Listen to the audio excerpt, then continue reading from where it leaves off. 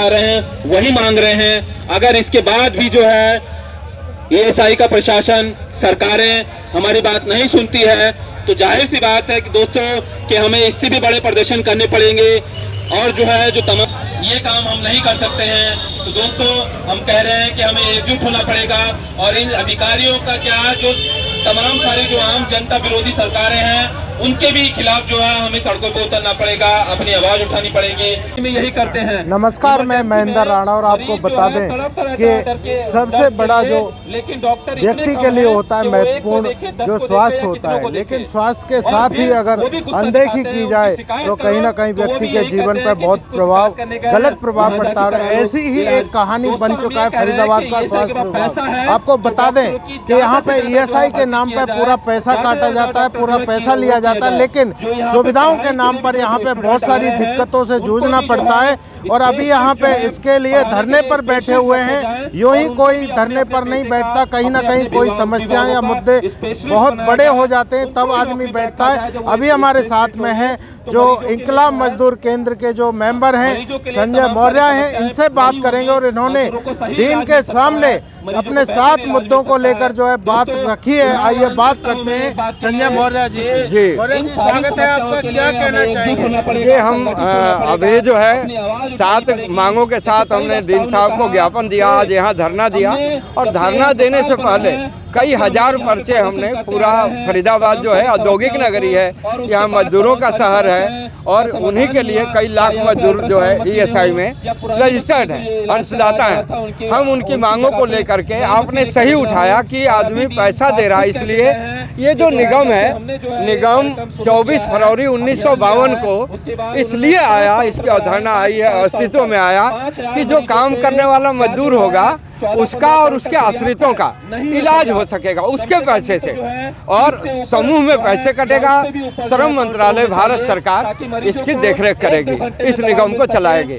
और इस निगम को चलाते हुए इन 1952 से लेके आज तक का जो सफर है, इस पर जब नजर डालेंगे तो शुरुआत तो ठीक हुई, धीरे धीरे करके इसमें मुनाफेखोर लोग घुसते गए। इस पे जो है कई लोगों को सरकार तक ने गिद्ध दृष्टि डाल दी ताकि इस मुनाफे देने वाले, मतलब इलाज के जगह मुनाफा देने वाला संस्थान बना दिया। इस संस्थान मुनाफा देने वाला इस रूप में दिख रहा है कि अभी एक उदाहरण से मैं समझाता हूँ आपको। 1,80,000 करोड़ लगभग इस निगम के पास मजदूरों का सरप्लस है और आप दवाई पूरा नहीं है। अभी जो है आपके पास कैंसर का डॉक्टर नहीं है तो कम चलाओ डॉक्टर बैठा, एमबीबीएस किए हुए को आप ऑन्कोलॉजिस्ट बना के बैठा देते हो, 2-4 ट्रेनिंग देके। क्यों खिलवाड़ किया जा रहा है? आप जो है कैंसर के लिए पार्ट टाइम पे डॉक्टर बुला रहे हैं, डायलिसिस में बुला रहे हैं, न्यूरोलॉजिस्ट है ही नहीं, लाखों लोग आ रहे हैं, आपके पास एक न्यूरोलॉजिस्ट नहीं है। क्यों चला रहे हो भाई इतना बड़ा हॉस्पिटल है? और इन्होंने एक फरमान और जारी किया, मैं जो मुनाफे की बात कर रहा हूँ, अब ये कह रहे हैं कि जो रेफर करते हैं, इनके पास इलाज नहीं होता है तो ये प्राइवेट अस्पतालों में रेफर करते थे। वहाँ भ्रष्टाचार हो सकता है, ये भ्रष्टाचार बोल रहे हैं, पैसा लगता है, हो सकता है बिल्कुल, मगर आप यहाँ व्यवस्था करो। यहाँ व्यवस्था करने के नाम पे तुम कर नहीं रहे हो। अब इन्होंने तरीका क्या निकाला, बोला सरकारी में रेफर करो। भाई सरकारी में तो खुद चला जाएगा, तुम्हें हर महीना एडवांस क्यों देगा? एक तो ये है हमारी मांगों में।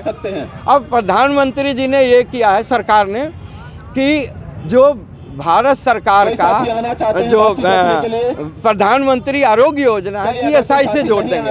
अरे हॉस्पिटल खोलिए, अब 5 लाख का बीमा कर रहे हैं, बीके हॉस्पिटल में दवाइयों का अभाव है, कुत्ता काट ले उसका तो रेबीज का टीका तक नहीं होता, 5 लाख का इलाज क्या करेंगे? अब ये मजदूरों के पैसे से चलने वाले हॉस्पिटल को भी आप खैराती बना देंगे। करीब 4 करोड़ लोग देश भर में जुड़े हुए हैं लगभग, और उन 4 करोड़ लोगों के परिवार जोड़ लिया जाए तो 16-17 करोड़ लोगों का आप इलाज नहीं कर रहे हैं, धक्का खा रहे हैं, और करोड़ों और जोड़ दीजिए तब तो आप बर्बाद करने का। इसलिए इसके करोड़ों हजारों करोड़ संपत्ति पे कुंडली मार के बैठे हुए अधिकारी और सरकार की नीयत में हमें डाउट हो रहा है कि इसको इलाज करने के बजाय इसे खैराती अस्पताल बना दो। लोग सरकारी समझने लगे, दवाई मिले ना मिले, डॉक्टर हो ना हो। अल्ट्रासाउंड के लिए आप 3 महीने का डेट क्यों देंगे भाई? काहे दे रहे हैं 3 महीने का डेट? मजदूर पैसा दिया 3 महीने का डेट, उसको जो है कोई गंभीर बीमारी हो तो मर जाएगा। ये MRI का 2 महीने का डेट क्यों देंगे? MRI 2 महीने में क्यों होगी? वो बाहर जाता है कराने के लिए, पैसा आपको भी दिया बाहर भी दे। इन सारे मुद्दों को लेकर के मजदूर आक्रोशित और इंकलाबी मजदूर के इनको चेताता रहा है। पहले भी प्रदर्शन किए हैं, अब भी किए हैं और हम लोग आगे भी करेंगे। नहीं हुआ तो हम ज़्यादा से ज़्यादा मजदूरों को लेकर यहाँ धरना लंबा चला देंगे। मौर्य साहब, आप यहाँ पे उतरे हुए हैं और आपको पहले भी प्रदर्शन किए, कोई फायदा हुआ या कुछ उसमें बेहतर दिखाई दिया? जब हम लोग मजदूर यहाँ आते हैं, इंकलाबी मजदूर के पहले भी जब यहाँ धरना प्रदर्शन दिया तो कुछ स्टाफ बढ़ा लिए गए, स्टाफ बढ़ाए गए, नर्सिंग बढ़ाए गए, कुछ डॉक्टर आए और उस समय हमने RTI लगाया था। लगा लीजिए कि 100% में से 40% पे काम चला रहे थे लोग। तो इसी तरह से हम लोग आगे भी धरना को चलाएंगे और होगा, उम्मीद है। दवाइयों के काउंटर अभी 4 बढ़ा रहे हैं, 5 बढ़ा रहे हैं। ये लोगों के प्रदर्शन इंकलाबी मजदूर के प्रयास का है। 4-5 काउंटर 2 दिन में चालू हो जाएंगे और डॉक्टरों के लिए ये कह रहे हैं जल्दी कुछ डॉक्टर आ जाएंगे, तो हम उम्मीद करते हैं कि ये बढ़ा देंगे। तो अब बताया जा रहा है कि अभी यहाँ ESI के डीन पहुँचेंगे और उनसे बात करेंगे, उनको ज्ञापन सौंपेंगे।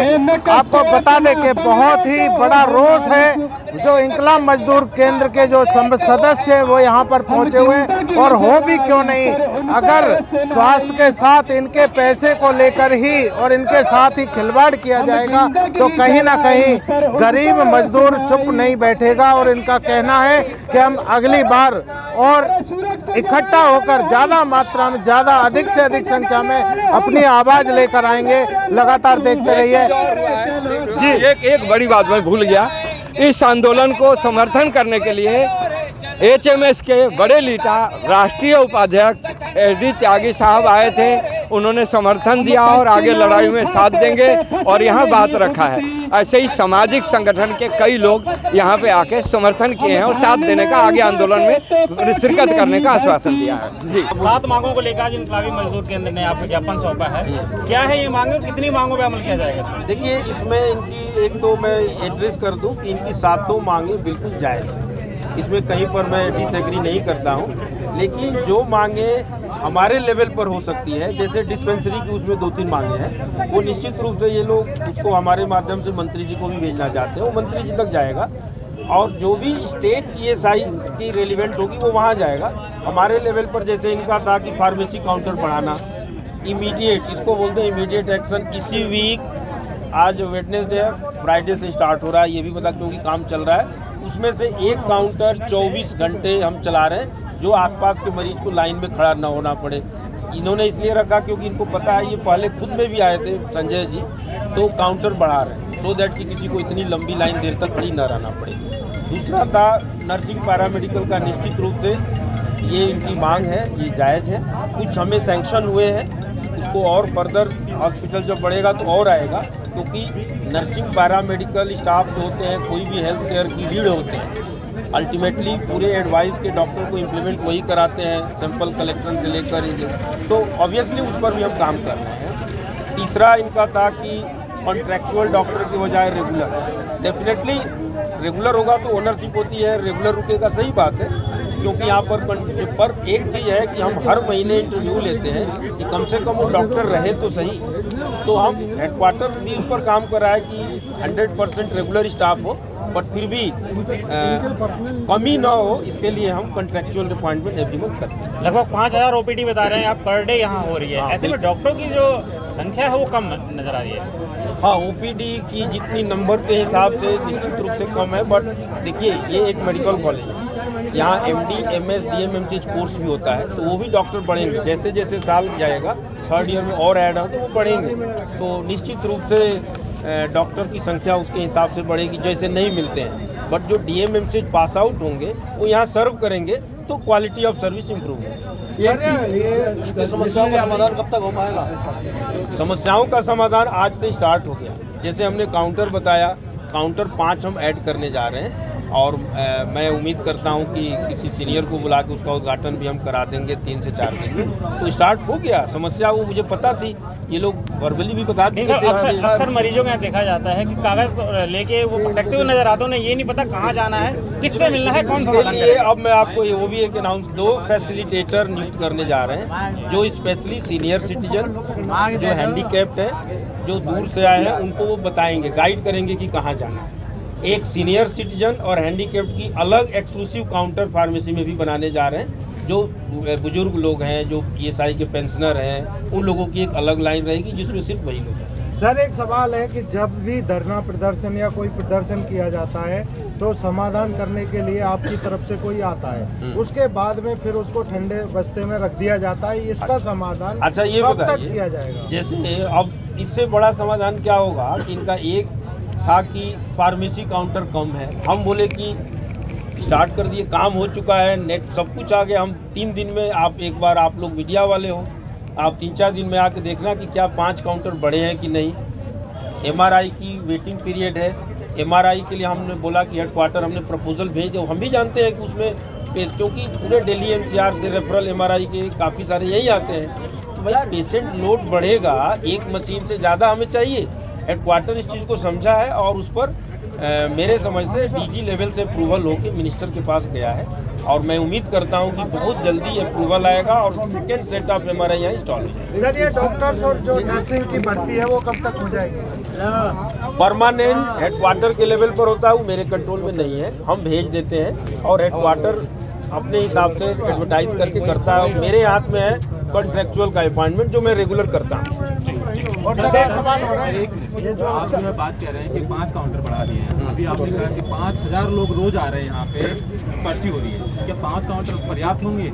अच्छा ये बताइए, 9 से 14 किए सुधार तो होगा, वो बात ठीक है, हम सुधार ये हुआ है, लेकिन जो है बात ये ठीक है, आगे उसको मेरी बात में 9 से 14 कर दिए, मैंने लगभग हम 50% तो बढ़ा दिए, और उसको रिव्यू करेंगे। जगह भी तो चाहिए, यहाँ पर 5000 क्यों हुआ, आप भी उसको असेसमेंट कीजिए। मैं 2 चीज़ें हैं, डिस्पेंसरी को फंक्शनल कराएंगे तो यहाँ लोड कम होगी, काउंटर बढ़ गए, हम लोग भी कर रहे हैं। ये 9 से 14 अगर हो रहा है तो इम्प्रूवमेंट तो होगा ना। ये इम्प्रूवमेंट कह सकते हैं सर, लेकिन जो है आज के हिसाब से पर्याप्त नहीं है। मैं भी समझता हूँ कि थोड़े और होने चाहिए। कंपनियों में मजदूरों की